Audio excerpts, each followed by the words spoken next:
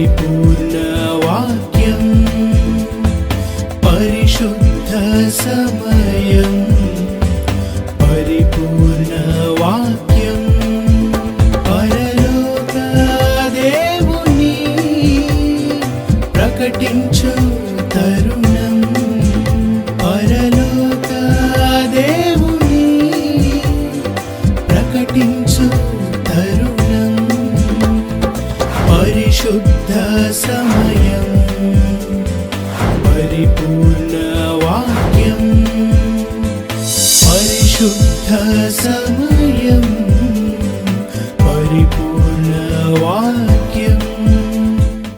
బిడల జీవితంలో నేను ధ్యానిస్తూ ఉన్నప్పుడు దేవుడు ప్రత్యేకమైన అంశం ద్వారా బిడలతో మాట్లాడమని దేవుడు సెలవిచ్చాడు. ఆ యొక్క అంశం ఏంటంటే steps in the Christian life. నిజంగా క్రైస్తవ జీవిత మెట్లు ఎలా ఎక్కాలి, ఎలా మన ప్రయాణం ఉండాలి, ఈరోజు దాని గురించి మనం ధ్యానిస్తాం. దయచేసి ఈరోజుకి ఏర్పాటు చేయబడిన బైబిల్ పాఠం యోహాను రాసిన సువార్త 15వ అధ్యాయము మొదటి 4 వచనాలు మనం చదువుకుందాం. నేను నిజమైన ద్రాక్షావల్లిని, నా తండ్రి వ్యవసాయకుడు. నాలో ఫలింపని ప్రతి తీగను ఆయన తీసి పారవేయును. ఫలించును ప్రతి తీగ మరి ఎక్కువగా ఫలింపవలెనని దానిలోని పనికిరాని తీగలను తీసివేయును. నేను మీతో చెప్పిన మాటను బట్టి మీరిప్పుడు పవిత్రులై ఉన్నారు. నా యందు నిలిచియుండుడి, మీ యందు నేనును నిలిచియుందును. తీగ ద్రాక్షవల్లిలో నిలిచియుంటేనే గాని తనంతట తానే ఎలాగో ఫలించదో, అలాగే నా యందు నిలిచియుంటేనే కానీ మీరును ఫలింపరు. ద్రాక్షవల్లిని నేను, తీగలు మీరు. ఎవడు నా యందు నిలిచియుండెనో, నేను ఎవని యందు నిలిచియుందునో వాడు బహుగా ఫలించును. నాకు వేరుగా ఉండి మీరేమీ చేయలేరు. I am the true vine, and my Father is the vine dresser. Every branch in me that does not bear fruit, he takes away, and every branch that bears fruit, he prunes that it may bear more fruit. You are already clean because of the word which I have spoken to you. Abide in me, and I in you, as the branch cannot bear fruit of itself unless it abides in the vine, neither can you unless you abide in me. అయితే ఈరోజు మన ధ్యానాంశము steps in the Christian life. ఈరోజు ప్రత్యేకంగా బాప్తిసం పొందిన వారి గురించి దేవుడు ప్రత్యేకంగా మాట్లాడాలని ఆశ కలిగి ఉన్నాడు.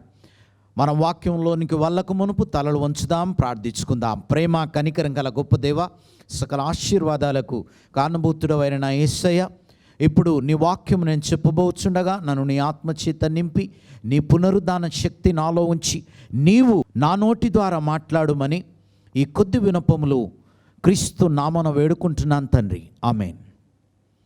ప్రియ సహోదరి సహోదరుడా, ఆనాడు దేవుని యొక్క జీవితము ఎలా మొదలైంది? 30 సంవత్సరాల వరకు దేవుడు ఒక సాధారణ మానవునిగా ఈ లోకంలో జీవిస్తూ వడ్రంగి పని చేస్తూ తల్లిదండ్రులను సన్మానిస్తూ వారిని ఎంతగానో ప్రేమిస్తూ ఆయన జీవితం కొనసాగింది.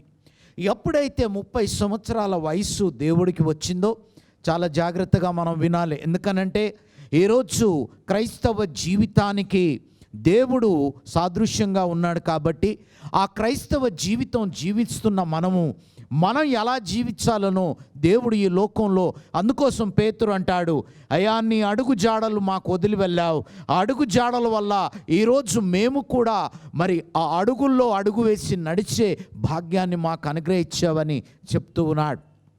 ఈరోజు ఆ 30 సంవత్సరాల వయసు దేవుడు వచ్చినప్పుడు ఆయన మొట్టమొదటిగా బాప్తిసం పొందినట్టు చూస్తూ ఉన్నాం. బాప్తిసం దేనికి సాధ్యం ఉంది? ఒక దైవ మానవుడిగా దేవుడు వచ్చాడు. మరి దేవుడికి బాప్తిసం అవసరమా అని నువ్వు నేను అనుకోవచ్చు. కానీ నా ప్రియ సహోదరి సహోదరుడా, మానవ జీవితంలో ఉన్న దేవుడు. ఎందుకనంటే అక్షయత లేని క్షయమైన జీవితంలో ఉన్న దేవుడు నీలాగా నాలాగా మరణించేవాడుగా దేవుడు ఉంటూ ఉన్నాడని ఈరోజు నీవు నేను తెలుసుకోవాల్సిందిగా దేవుడు కోరుతూ ఉన్నాడు. ఎప్పుడైతే దేవుడు ఆ బాప్తిసం పొందాడో అందుకోసమే పాల్ జాంగ్ హాంగ్ ఏమంటాడు అనంటే it has been passed on. అందుకోసమే మన పాపాలు ఎవరిపైన మోపబడ్డాయి? మరి యోహాను దేవుణ్ణి చూసినప్పుడు లోక పాపములు మోసుకొని పోవు దేవుని గొర్రెపిల్ల అని చెప్తూ ఉన్నాడు. అయితే మన పాపాలు ఆయన మీద మోపబడ్డాయి. Secondly, it has been washed in the blood of Jesus, ఆయన రక్తంలో కడగబడ్డాయి. మరి మూడోదిగా ఇట్ హ్యాస్ బీన్ బరీడ్.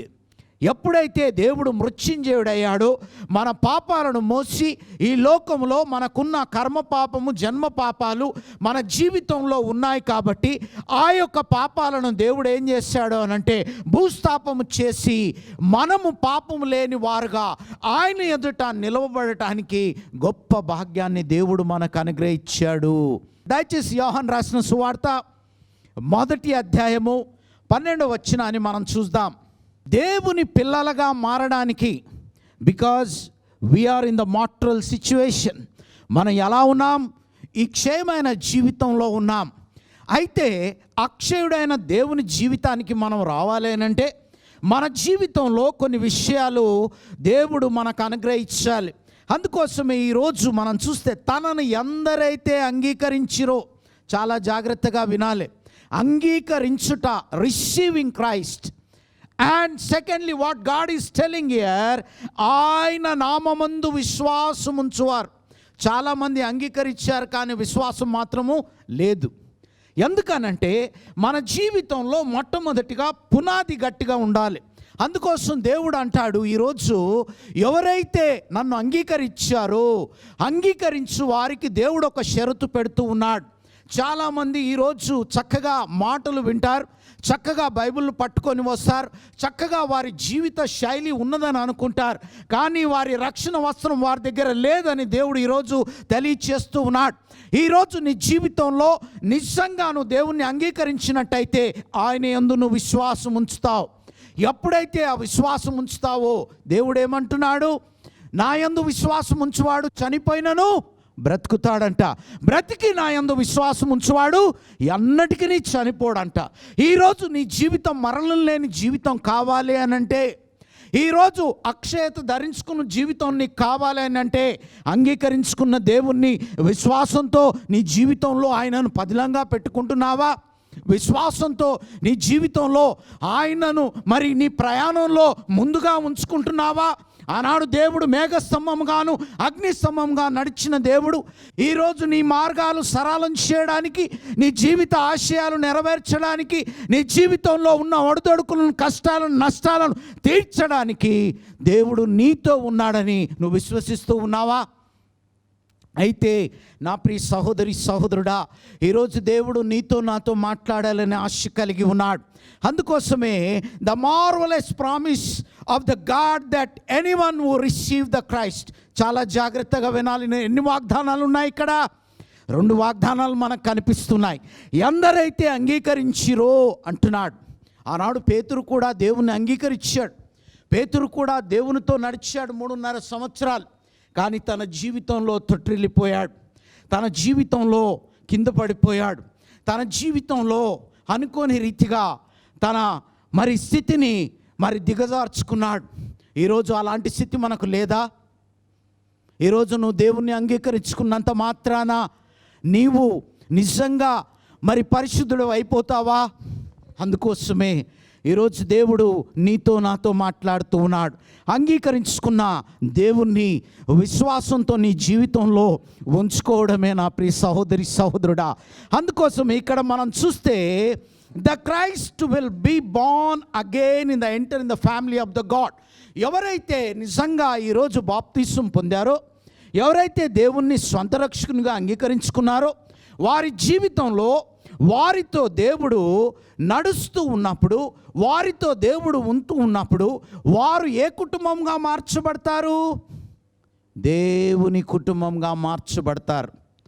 ఈరోజు చాలామంది జీవితాలలో దేవుడు ఉండాలని అనుకుంటున్నాడు, కానీ వారి జీవితంలో దేవుడు ఎక్కడున్నాడో తెలుసా? వారి హృదయం అనే తలుపు యొద్ద. ఎందుకో తెలుసా? ఈరోజు నా ప్రియ సహోదరి సహోదరుడా, మన జీవితంలో దేవుడు ఉండాలి అనంటే, మన జీవితంలో దేవుడు పనిచేయాలి అనంటే, మన జీవితంలో దేవుడు నిజంగా ఆయన సార్వభౌమాత్మాన్ని ఉంచాలి అనంటే, the sovereign Lord if you want to have in your life, but there are steps. ఇక్కడ మనం గమనించినట్టయితే John says about new birth. ఈరోజు వారు క్రొత్తగా జన్మించారు. ఎవరు? బాప్తిసం తీసుకున్నవారు. క్రొత్తగా జన్మించుట ఏంటి? ఆనాడు దేవుడు కూడా బాప్తిసం తీసుకున్నాడు. ఎందుకు? నీ పాపం నా పాపము మరి మోయడానికి, నీ పాపాన్ని నా పాపాన్ని నిర్మూలించడానికి, ఆదాము నైజ్యంను కలిగి ఉన్న నీ నా జీవితము, ఆదాము యొక్క గుణగాలు కలిగి ఉన్న నీ నా జీవితము, క్షయమైన జీవితము, మట్టి నుంచి వట్టింది మట్టికి కలిసిపోయేంత వరకు కూడా మన జీవితంలో దేవుడు లేని పక్షాన, దేవుడు మనతో ప్రయాణం చేయని పక్షాన నీవు లోకస్తుడివే అని దేవుడు ఈరోజు తెలియచేస్తూ ఉన్నాడు. అందుకోసమే John says more about first the new birth. ఇక్కడ మనం ఎప్పుడైతే న్యూ బర్త్ అంటే ఏంటి, చాలామంది ఏమనుకుంటారు అని అంటే, ఒకసారి బాప్తిసం నేను తీసేసుకున్నాను కదా, ఇంకా నా జీవితంలో ఏమీ అవసరం లేదు అని అనుకుంటూ ఉంటారు. అయితే ఒక యవనస్తుడు ఏం చేశాడు అనంటే, తన జీవితంలో మరి దేవునితో చాలా సాగాడంట, దేవునితో నడిచాడంట, దేవునితో ఎంతగానో ఉన్నాడంట. అయితే బాప్తిసం మాత్రం తీసుకోవటం లేదు. ఒకరోజు తన జీవితంలో నిర్ణయించుకున్నాడంట. ఏమని నిర్ణయించుకున్నాడు? బాప్తిసం తీసుకుందామని. అయితే నా ప్రియ సహోదరి సహోదరుడా, ఎప్పుడైతే నిర్ణయించుకొని వేగంగా చర్చికి వెళ్తూ ఉన్నాడో, ఆ రోజు బాప్తిస కార్యక్రమాలు ఆ చర్చిలో ఉన్నాయి. ఆ వేగంగా బండి మీద వస్తూ ఉన్నాడు. వస్తూ ఉన్నప్పుడు ఏం జరిగిందో తెలుసా? ఒక గ్రద్ద పామును తీసుకొని ఆకాశంలో ఎగురుతూ ఉందంట. మరి అతను వస్తూ ఉన్న ఆ యొక్క ప్రయాణ దారిలో మరి వెంటనే ఆ గద్ద మరి కాళ్ళ నుంచి ఆ పాము కింద పడిపోయిందంట. కింద పడిపోయినప్పుడు వెంటనే ఆ పాము వచ్చి ఈ యవనస్తుడు ప్రయాణం అవుతున్న దారిలో అతని మెడపైన పడ్డదంట. మెడపైన పడినప్పుడు వెంటనే ఆ పాము త్రాసు పాము కాబట్టి కాటేసింది. ఆ యవనస్తుడు అక్కడే మరణించాడు. మన జీవిత ఆశయాలు అలా ఉంటాయని దేవుడు చెప్తూ ఉన్నాడు. ఈరోజు ఆశ ఎక్కువగా మనకున్నది, కానీ ఆశయము మనకు లేదు. ఈరోజు నా ప్రియ సహోదరి సహోదరుడా, బాప్తిసము తీసుకోగానే నీ జీవిత ప్రయాణం అయిపోయిందని నువ్వు అనుకోవద్దు. అయ్యో నేను ప్రభు బలలో పాలు పంపులు పొందుతున్నాను నువ్వు అనుకోవద్దు. కానీ నీ జీవిత ప్రయాణంలో దేవునికి మరి ఏం కోరుతూ ఉన్నాడు అని మనం చెప్తే, ఇక్కడ ప్రత్యేకంగా God is asking us a spiritual birth. మనం ఆత్మీయంగా ఎదగడానికి ఆల్రెడీ మనం మరి శారీరకంగా మానసికంగా ఎదిగిన వాళ్ళమే. ఇప్పుడు మనకు తిరిగి ఆ శారీరకంగా మనము జన్మించవలసిన అవసరం లేదు. అయితే ఈరోజు దేవుడు ప్రత్యేకంగా ఏమంటున్నాడు అని మనం చూస్తే, మనము ఆయన పిల్లలుగా, అందుకోసం దేవుడు ఏమంటున్నాడు? మొట్టమొదటిగా నన్ను ఎరుగువారు, రెండోదిగా నా యందు విశ్వాసం ఉంచువారు, మూడోదిగా ఆయన పిల్లలగుటకు అధికారం ఇచ్చాడు. ఆమేన్. ఈరోజు ఆయన పిల్లలుగా మనము చలామణి కావాలి అని అంటే మనం ఏమై ఉండాలి? ఆయనని ఎరగాలి, ఆయన యందు విశ్వాసం ఉంచాలి. ఈ రెండు కూడా మన జీవితాల్లో ఉండవు. ఎందుకో తెలుసా? యథావిధి అదాస్థితితో మనం ఉంటాం. ఆ స్థితి మనల్ని ఏం చేస్తుంది అని అంటే, లోక ప్రయాణం వైపు మనల్ని ఎంతగానో వేగంగా తీసుకొని వెళ్తూ ఉంది ఈరోజు. అందుకోసం మన జీవితాల్లో తృప్తి లేని స్థితి, అసంతృప్తితో మనం ఉంటాం. ఎంత వచ్చినా, ఎంత మనకు ఉన్నా ఆ తృప్తి లేని జీవితం. అందుకోసం పౌలు అంటాడు, ఐ యామ్ రియలీ సాటిస్ఫైడ్ అని అంటాడు. కంటెంట్ అంటారు ఇంగ్లీష్లో. ఈ వాజ్ కంటెంటెడ్. డేరాలు కొడుతూ ఉన్న పౌలు జీవితంలో అలాంటి స్థితి ఎలా కలిగింది? ఈరోజు నా ప్రియ సహోదరి సహోదరుడా, బైబిల్లో మనం చూస్తే ఈ వాగ్దానము ఎంతగానో ప్రాముఖ్యమైంది. మనుషులు సహజంగా దేవుని పిల్లలు కారు. ఈరోజు దేవుని పిల్లలు కావడానికి అవకాశం దేవుడు ఎలా ఇచ్చాడో తెలుసా? మొట్టమొదటిగా నీ ఆత్మీయ స్వస్థత కలగాలి, నువ్వు దేవుని బిడ్డగా మారాలి అని అంటే, అందుకోసము స్పర్జన్ అంటాడు, అయ్యా నేను రోజు మరి 4 గంటలకు నీ సన్నిధిలో గడిపితే, 4 గంటలకు నేను నీతో మమేకమై నీతో అంటకట్టబడితే నా జీవితంలో ఆ రోజు సంపూర్తిని చూస్తానయ్యా అని అంటాడు. ఈరోజు నువ్వు అంటకట్టబడుతూ ఉన్నావా? ఆ సంపూర్తి నీ జీవితంలో ఉండాలి అనంటే, ఆ తృప్తి నీ జీవితంలోనికి రావాలి అనంటే, నిజంగా ఈరోజు ఆ యొక్క ఆత్మీయ స్వస్థత రోజు నువ్వు పొందుతూ ఉన్నావా? అయితే నా ప్రియ సహోదరి సహోదరుడా, అది మనం పొందాలి అనంటే, అందుకోసం ఆయన పిల్లలుగా కావాల్సి ఉండాలి అనంటే స్వభావములో ఆత్మీయత రావాలి. ఈరోజు స్వభావంలో ఆత్మీయత. అందుకోసమే ఒకరోజు ప్రత్యేకంగా పెద్ద మీటింగ్ జరుగుతూ ఉందంట. ఒక వ్యక్తి కేకలు వేస్తూ ఉన్నాడంట, అయ్యా ఆ వ్యక్తే నన్ను మార్చాడు, ఆ వ్యక్తే నన్ను మార్చాడు అని. అక్కడ ఎవరు మాట్లాడుతున్నారో తెలుసా? డిఎల్ మూడీ గారు మాట్లాడుతూ ఉన్నాడు. మాట్లాడుతూ ఉంటే ఎప్పుడైతే ఆ వ్యక్తి కేకలు వేసిన వ్యక్తి ముందుకు స్టేజ్ దగ్గరికి తీసుకొచ్చాడో తాగి ఉన్నాడు, భయంకరంగా తాగి ఉన్నాడు. అయితే అప్పుడు మూడీ గారు ఏమన్నారో తెలుసా? నేను మార్చాను కాబట్టి ఇలా ఉన్నాడు, దేవుడు మారిస్తే నాలాగా ఉండేవాడు అని అన్నాడు. ఆమేన్. ఈరోజు నా ప్రియ సహోదరి సహోదరుడా, నీ జీవితంలో మార్పును గురించి నువ్వు సంతోషిస్తున్నావేమో, అయితే ఈ లోకరీతిగా నువ్వు మారిన వ్యక్తిగా ఉంటున్నావా? ఆత్మీయ స్థితిలోనికి బాప్తిసం పుచ్చుకున్న వ్యక్తిగా నువ్వు ఉంటున్నావా? దేవుడు ఒక మాట చెప్తూ ఉన్నాడు. యోహాను సువార్త 6వ అధ్యాయం 27వ వచనంలో దేవుడు చక్కని మాట చెప్తూ ఉన్నాడు. దేని గురించి కష్టపడమంటున్నాడో ఒక్కసారి చూడండి. ఈరోజు నా ప్రియ సహోదరి సహోదరుడా, ఈ క్షేమైన జీవితంలో క్షేమైన వాటి గురించే నువ్వు వెతుకుతున్నావేమో, కష్టపడుతున్నావేమో. అయ్యో నీ జీవితంలో మెప్పు కోసము, నీ జీవితంలో ఒక మరి ఆశీర్వాదం కోసం ఎంతగానో ఈ లోకరీతిలో బతుకుతున్నావేమో. అయితే ఈరోజు దేవుడు ప్రత్యేక రీతిగా నీతోనే మాట్లాడుతూ ఉన్నాడు. అయితే దేవుడు ఏమంటున్నాడో తెలుసా? ఈ క్షేమైన జీవితంలో అక్షయతను వెతుకమంటున్నాడు. క్రీస్తు చెప్తున్న మాటలు ఇవి, నేను చెప్తున్నాయి కాదు.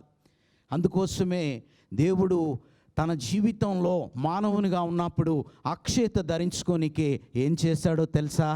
వెందల కడనే ఆయన లేచి, దయచేసి మరి మార్క్స్ వార్త 1వ అధ్యాయం 35వ వచనం మనం చూద్దాం. ఆయన పెందల కడనే ఎవరితో సావాసం చేయడానికి వెళ్ళాడు? దేవుడై ఉండి. ఒక దేవుడికి ప్రార్థన అవసరమా?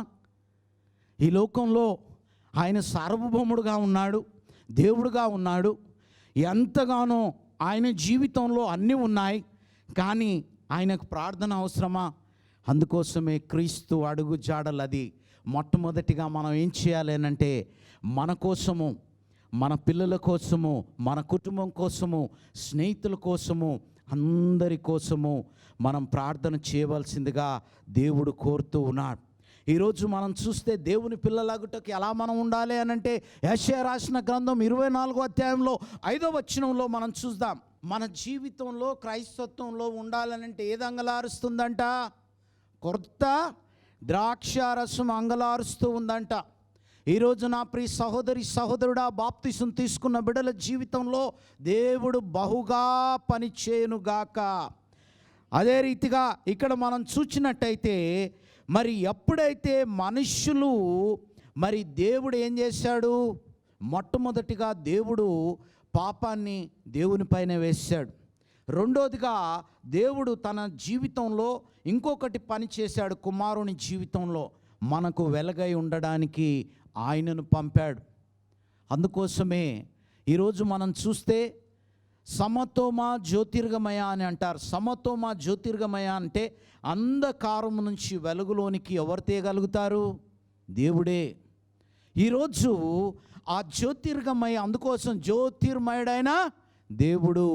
ఏసన్న గారు చాలా చక్కని పాట పాడతారు. అంటే ఆయన జ్యోతి అయి ఉన్నాడు కాబట్టి మన జీవితాలను వెలిగించువాడు అని చెప్తూ ఉన్నాడు. మొట్టమొదటిగా the Christian life begins by receiving Christ. Second మనం చూస్తే అక్కడ the follows the confession of him. రెండోదిగా మన జీవితంలో మనము ప్రయాణం అవుతూ ఉన్నప్పుడు దయచేసి రోమీలకు రాసిన పత్రిక 10వ అధ్యాయము 10వ వచనాన్ని మనం గమనిస్తాం. ఈరోజు నా ప్రియ సహోదరి సహోదరుడా, చాలామంది జీవితంలో దేవుని విశ్వాసం మనసులో ఉండొచ్చు, కానీ మరి మనుషుల ఎదుట దేవుణ్ణి ఒప్పుకోవడం లేదు. మరి ఆ ఒప్పుకోని స్థితి మన జీవితంలో ఎందుకు ఉంటుంది అని మనం చూస్తే, మొట్టమొదటిగా మన జీవితంలో భయంతో మనం జీవిస్తూ ఉన్నాం. ఎంతగానో మరి ఆ భయము మనల్ని వెంటాడిన కొలది మన జీవితంలో దేవునికి మనం దూరంగానే ఉంటాము అని ఇక్కడ మనం చూస్తూ ఉన్నాం. అందుకోసమే దేవుడు ఇక్కడ చాలా చక్కని మాట ఏమని చెప్తూ ఉన్నాడు అని అంటే, మరి ఒప్పుకోవాలి అని అంటున్నాడు. ఒప్పుకొనుట ఎలా?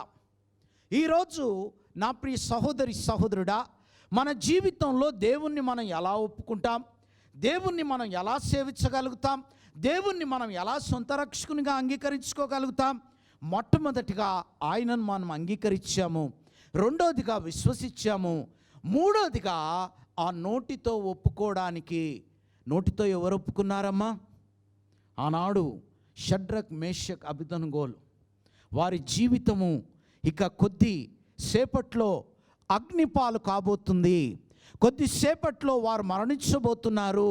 కొద్దిసేపట్లో వారి జీవితం అంతం కాబోతుంది. వారి జీవితంలో ఉన్న ఆశలు బూడిద కాబోతున్నాయి. కానీ వారు ఏమన్నారు తెలుసా? నా రక్షకుడు నన్ను రక్షించకపోయినా పర్వాలేదు, కానీ నా దేవుడు నాతో ఉన్నాడని నేను ఒప్పుకుంటున్నానని చెప్పారు. ఆమేన్.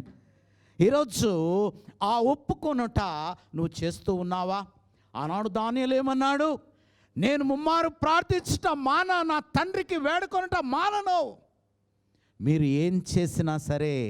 అప్పుడు దానియేలు సింహపు బోన్లో వేయబడ్డప్పుడు మరి సింహాలు ఏమైపోయాయంట?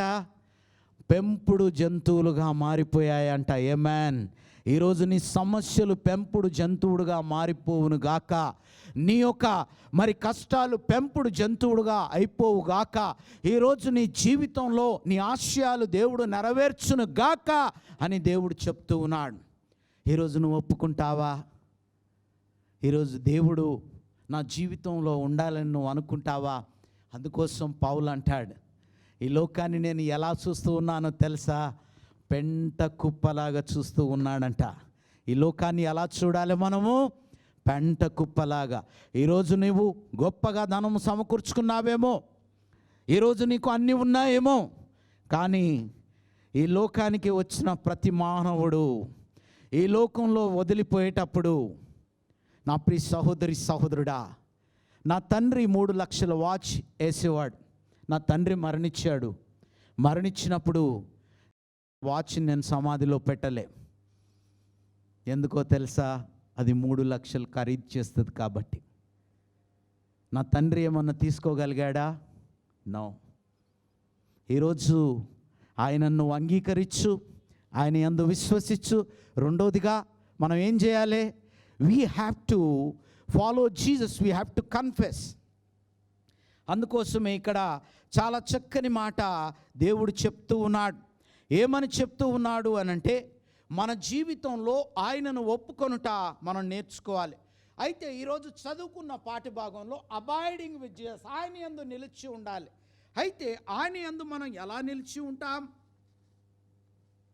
చాలా జాగ్రత్తగా మనం వినాలి. విశ్వాసంలో నిలిచి ఉండవలసిందిగా the 3 things we have seen. Receiving Christ, first you have to accept him. Second, you have to have faith in him. Third, you have to confess about him. Fourth, you will be abiding in him. ఎలా మనము అంటకట్టబడతాం? మొట్టమొదటిగా మనం చూస్తే ఆయన ప్రేమలో మనం ఏం చేయాలి? మొక్కలుగా నాటబడాలి. ఆమేన్. ఏ మొక్కలుగా? ఆయన యొక్క ద్రాక్ష వల్లిలో మనం ఉన్నప్పుడు మనం కొమ్మలుగా పనిచేస్తాం. చాలా జాగ్రత్తగా వినండి నా ప్రియ సహోదరి సహోదరుడా. చెట్టుకు ఏముంటాయమ్మా? కొమ్మలుంటాయి. కొమ్మలకు సాధారణంగా విశ్రాంతి తీసుకోవడానికి చెట్టును పట్టుకుంటాయా లేకుంటే కొమ్మలను పట్టుకుంటాయా పక్షులు? దేవుడు మనల్ని ఏం చేస్తున్నాడో తెలుసా?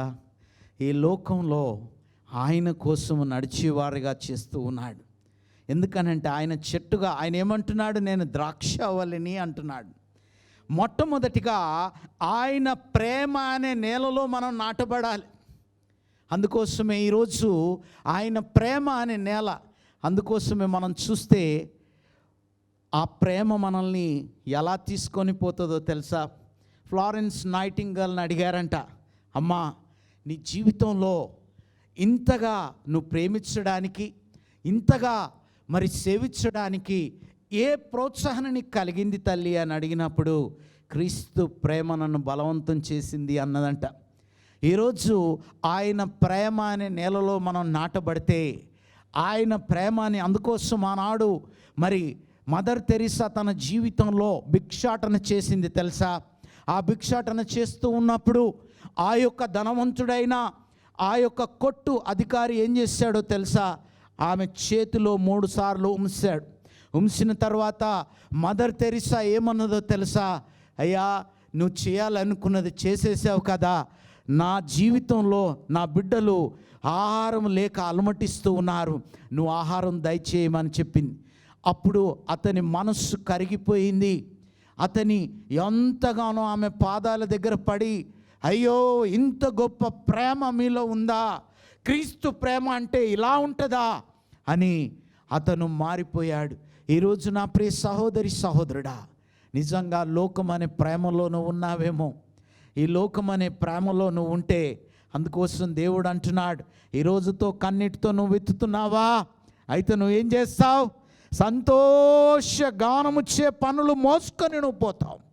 దయచేసి 1 కొరింథీయులకు రాసిన పత్రిక 12వ అధ్యాయము 12-13 వచనాలు మనం గమనిస్తాం. మరి ఎవరికి నేను బాప్తీసం ఇయ్యలేదు. చాలమ్మా, ఈరోజు మనం చూస్తే క్రీస్తు శరీరంలో, అందుకోసమే ఈరోజు కొద్దిమంది ఇక్కడికి వచ్చారు. వారి జీవితంలో కష్టాలు ఉన్నాయి, వారి జీవితంలో నష్టాలు ఉన్నాయి, వారి జీవితంలో దుఃఖం ఉంది. పాస్టర్ గారండి మా గురించి ప్రార్థన చేయరా అన్నప్పుడు, అక్కడ ఎవరి అవయాలు పనిచేస్తూ ఉన్నాయి? నేను నా మోకాళ్ళు పనిచేస్తూ ఉన్నాయి, నా యొక్క మరి ప్రత్యేకమైన కంఠము దేవునితో మాట్లాడుతూ ఉంది, నా చేతులు పైకెత్తి నేను మీ గురించి ప్రార్థిస్తూ ఉన్నాను. ఈరోజు నా ప్రియ సహోదరి సహోదరుడా, మన జీవితంలో మొట్టమొదటిగా ఆయన ప్రేమ నేలలో నాటబడాలి. మూడోదిగా ఆయన ఆలయంలో రాళ్ళగా ఉండాలి. నాలుగోదిగా ఆయన కుటుంబంలో సభ్యులుగా ఉండాలి. దేవుని కుటుంబం ఎలా ఉంటుందో తెలుసా? ఈరోజు ఒక చిన్న ఉదాహరణ చెప్పి నా వాక్యాన్ని నేను ముగిస్తాను. మనం చూస్తే సిలువపై ఎంతమంది దొంగలు ఉన్నారమ్మా? ఒక్కరా, ముగ్గురా, ఇద్దరా? ఎంతమంది? ఒకరా, ఇద్దరు పేర్లు తెలుసా? సెస్టస్, డిస్మస్. సెస్టస్ అంటే శిలాహృదయుడు, డిస్మస్ అంటే దేవుని జ్యోతిర్మయగా చూశాడు కాబట్టి ఆ వెలుగులో దేవుణ్ణి చూడగలిగాడు. అయితే దేవుడు ఒక గొప్ప భాగ్యాన్ని ఒక వ్యక్తికి ఇచ్చాడు, డిస్మస్కు. ఏమని భాగ్యాన్ని ఇచ్చాడు? నీవు నాతో కూడా పరదేశంలో ఉంటావు అని వాక్యం ఇచ్చాడు. అయితే సరాసరి డిస్మస్ ఎక్కడికి వెళ్ళిపోయాడు? పరదేశంలోనికి వెళ్ళిపోయాడు. వెళ్ళిపోయిన తర్వాత మరి మనం అందరం కూడా ఒకరోజు ఈ లోకాన్ని వదిలిపోతాం. ఈ లోకాన్ని వదిలిపోయినప్పుడు మనము దేవునితో మనం ఉండాలి. ఆయన బంగారు వీధుల్లో ఆయన వస్తాడు, ఆ బంగారు వీధుల్లో ఆయన నడుస్తూ వెళ్తాడు అని బైబిల్ చెప్తూ ఉంది. when the rapture really happens. అయితే డిస్మస్ ఒక మరి పేతురు ఆ బంగారు వీధుల్లో నడుస్తూ వెళ్ళిపోతూ ఉన్నాడంట. వెళ్ళిపోతూ ఉంటే డిస్మస్ ఒక మూల కూర్చొని ఏడుస్తూ ఉన్నాడంట. ఏడుస్తూ ఉంటే పేతురు వచ్చాడంట. వచ్చి, ఎందుకు డిస్మస్, నీకు దొరికిన భాగ్యం ఎవరికైనా దొరికిందా? ఇంతగా దేవుడు నిన్ను ఆశీర్వదించాడు కదా, ఎందుకు దుఃఖపడుతున్నావని అడిగాడంట. అడిగితే నా ప్రియ సహోదరి సహోదరుడా, డిస్మస్ ఏమన్నాడో తెలుసా? దేవుడు ఈ బంగారు వీధుల్లో పోతూ ఉంటే అనేక మందిని పిలుస్తాడు. పేతురు భలే నమ్మకమైన మంచి దాసుడా, నా కోసం ఒక ఆత్మను సంపాదించావు. భలే నమ్మకమైన మంచి దాసుడా, నా కోసం 3 ఆత్మలు సంపాదించావు. ఆ ప్రశంసలు చేస్తూ ఉంటే ఆ ప్రశంసల వర్షంలో నేను ఉండలేదు పేతురు అని చెప్పాడంట. ఈరోజు నిజంగా నీ జీవితంలో ఒక్క ఆత్మనైనా నువ్వు తీసుకొని వెళ్తే అప్పుడు నువ్వు ఎందులో ఉంటావు? ఆయన ప్రశంసిస్తూ ఉంటే ఆ ప్రశంస వర్షంలో ఆ బంగారు వీధుల్లో నువ్వు ఏం చేస్తావు? గంతులు వేస్తావు. ఆమేన్, ఆమేన్, ఆమేన్. తలలు వంచితే ప్రార్థించుకుందాం. ప్రేమ కనికరం గల గొప్ప దేవా, సకల ఆశీర్వాదాల కానుభూతుడు అయిన నా యేసయ్య, ఈరోజు నువ్వు మాతో మాట్లాడావు. నేను స్వీకరించుట నాయనా, నిన్ను అంగీకరించుట, నీ అందు విశ్వాసం ఉంచుట, నిన్ను ఒప్పుకొనుట మాకు నేర్పించావు తండ్రి. దానికై నీకు వందనాలు. ఈ వాక్యము మంచి నీళ్ళలో పడి ఫలించుగా మా జీవితాలకు అది అంటు కట్టుకొని నడిచే విధంగా చేయమని ఈ కొద్ది వినపములు క్రీస్తు నామమున వేడుకుంటున్నాను తండ్రి.